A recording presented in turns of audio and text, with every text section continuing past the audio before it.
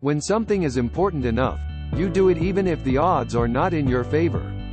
I think it's possible for ordinary people to choose to be extraordinary. Persistence is very important. You should not give up unless you are forced to give up. Don't confuse education with school. I didn't go to Harvard, but people who work for me did. I could either watch it happen or be a part of it. If you're trying to create a company, it's like baking a cake. You have to have all the ingredients in the right proportion.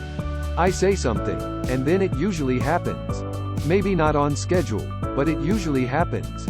I'm interested in things that change the world or that affect the future and wondrous, new technology where you see it. And you're like, wow, how did that even happen? How is that possible? The first step is to establish that something is possible, then probability will occur. I don't create companies for the sake of creating companies, but to get things done. Work like hell. I mean, you just have to put in 80 to 100-hour weeks every week. This improves the odds of success. I don't spend my time pontificating about high-concept things. I spend my time solving engineering and manufacturing problems. The path to the CEO's office should not be through the CFO's office, and it should not be through the marketing department.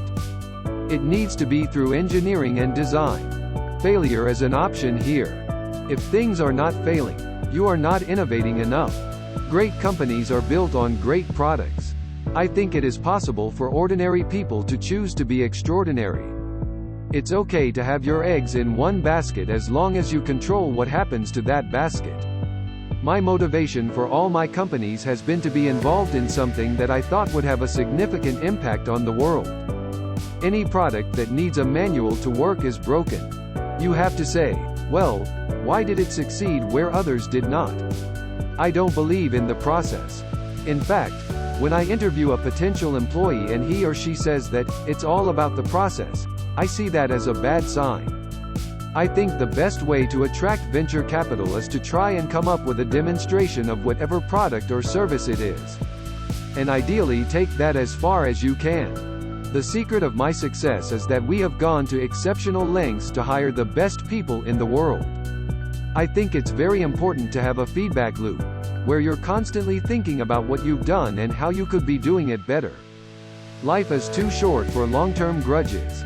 I don't spend my time pontificating about high-concept things. I spend my time solving engineering and manufacturing problems. I think that's the single best piece of advice. Constantly think about how you could be doing things better and questioning yourself.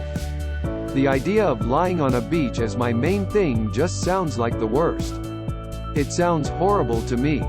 I would go bonkers. I would have to be on serious drugs. I'd be super duper bored. I like high intensity.